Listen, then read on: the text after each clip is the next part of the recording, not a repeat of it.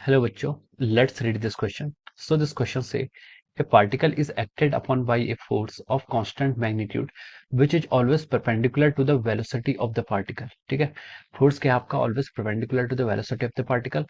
The motion of the particle takes place in a plane. It follows that A is its velocity is constant, B is its acceleration is constant, C is its kinetic energy is constant and D is it's moves in a straight line. Okay, तो चलिए बच्चों इस question को हम start करते हैं। तो देखिए बच्चों इस क्वेश्चन का आप की कॉन्सेप्ट क्या लिख सकते हैं।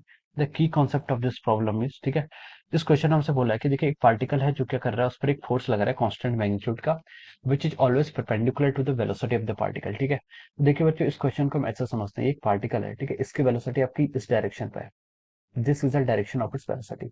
इस पर आपका जो फोर्स लग रहा है वो क्या लग रहा है, परपेंडिकुलर लग रहा है, यानी कि इस डायरेक्शन पर आपका फोर्स लग रहा है। ठीक है, ये पार्टिकल इनिशियली यहाँ पर था। ठीक है, अब देखिए कुछ टाइम बाद क्या करेगा, ये पार्टिकल इनिशियली आपका यहाँ पर था, फोर्स इस साइड को लग रहा है, तो ये आपका इस तरीके से कुछ ऐसा पाथ करेगा। ठीक है, और एक यहाँ पर पहुंच जाएगा। ठीक है, फिर देखिए इसकी वेलोसिटी आपकी इस डायरेक्शन पे है।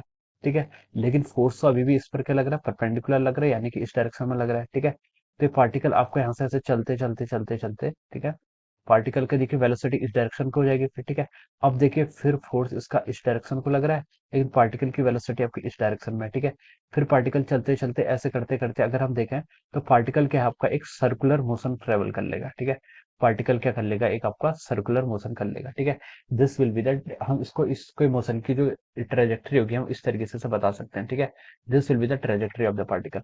पार्टिकल फिर किसी इंस्टेंट पर आपका यहाँ पर होगा, इसकी वेलोसिटी आपकी इस डायरेक्शन में होगी, लेकिन फोर्स इस पर इस डायरेक्शन में लगेगा, तो ये इस डायरेक्शन में क्या होगा, एक्सेलरेट होगा, तो इसका मोशन ऐसे ऐसे करके इस डायरेक्शन में जाता रहेगा, तो इस तरीके से इसकी ट्रेजेक्टरी बन जाएगी। ठीक है, तो ये क्या आपका पार्टिकल का केस हो जाएगा। ठीक है, तो हम बोल सकते हैं कि अगर किसी पार्टिकल पर हम क्या लगाते हैं, कोई फोर्स लगाते हैं जिसका क्या हो, मैग्नीट्यूड कांस्टेंट हो। ठीक है, magnitude of the force is constant and is always perpendicular to the velocity, और ये क्या आपको वेलोसिटी के ऑलवेज क्या है, परपेंडिकुलर है।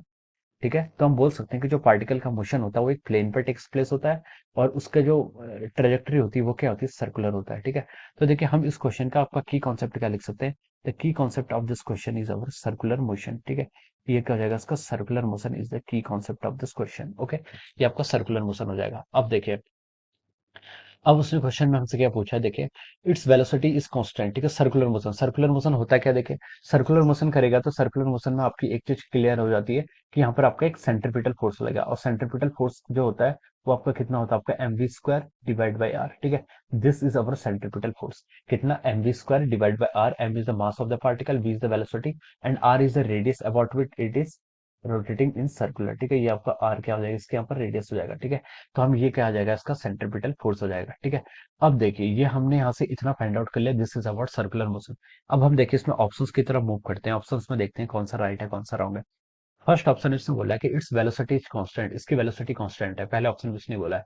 तो देखिए इसकी वेलोसिटी तो कांस्टेंट नहीं है, वेलोसिटी नहीं, इसका स्पीड कांस्टेंट है, इसकी स्पीड की मैग्नीट्यूड v आपका जो है ये कांस्टेंट रहेगा, लेकिन डायरेक्शन क्या होती है, चेंज होती जा रही है आपकी। ठीक है, तो वेलोसिटी में आपके दो चीजें होती है, डायरेक्शन भी होता है, मैग्नीट्यूड भी होता है। मैग्नीट्यूड तो कांस्टेंट रहेगा, लेकिन वेलोसिटी की डायरेक्शन चेंज हो जाती है, इसके कारण आप बोल सकते हैं कि वेलोसिटी आपकी कांस्टेंट नहीं रहेगी। ठीक है, तो ए ऑप्शन क्या हो जाएगा आपका, रॉन्ग हो जाएगा। ठीक है, स्पीड कांस्टेंट रहेगी।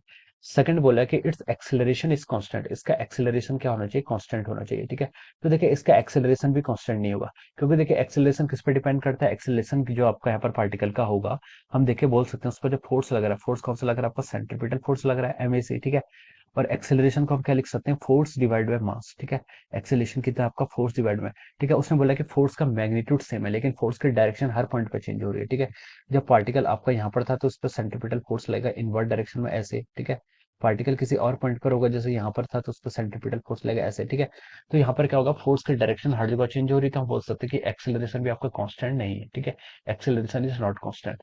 अब सी में उसने बोला कि it's kinetic energy is constant. ठीक है, तो देखिए काइनेटिक एनर्जी को आप कैसे डिफाइन कर सकते हैं, kinetic energy can be define as over half times m into v का स्क्वायर। ठीक है, अब देखिए पूरे रास्ते पर इसका मास कांस्टेंट रहेगा, वेलोसिटी कांस्टेंट रहेगी, तो हम बोल सकते हैं कि यस और kinetic energy will be constant, और काइनेटिक एनर्जी क्या रहेगी, कांस्टेंट रहेगी। तो हम बोल सकते हैं कि आपका ऑप्शन से क्या हो जाएगा, इसके करस्पॉन्डिंग राइट हो जाएगा। ठीक है, अब देखिए डी में उसने बोला कि it moves in a straight line. ठीक है, तो ये ऑप्शन क्या हो जाएगा, रॉन्ग हो जाएगा, इसका जो पाथ होगा वो क्या होगा आपका, सर्कुलर पाथ होगा। Okay, so this is how we can solve this question. Okay, so I hope you all understood this concept. All the best and thank you so much.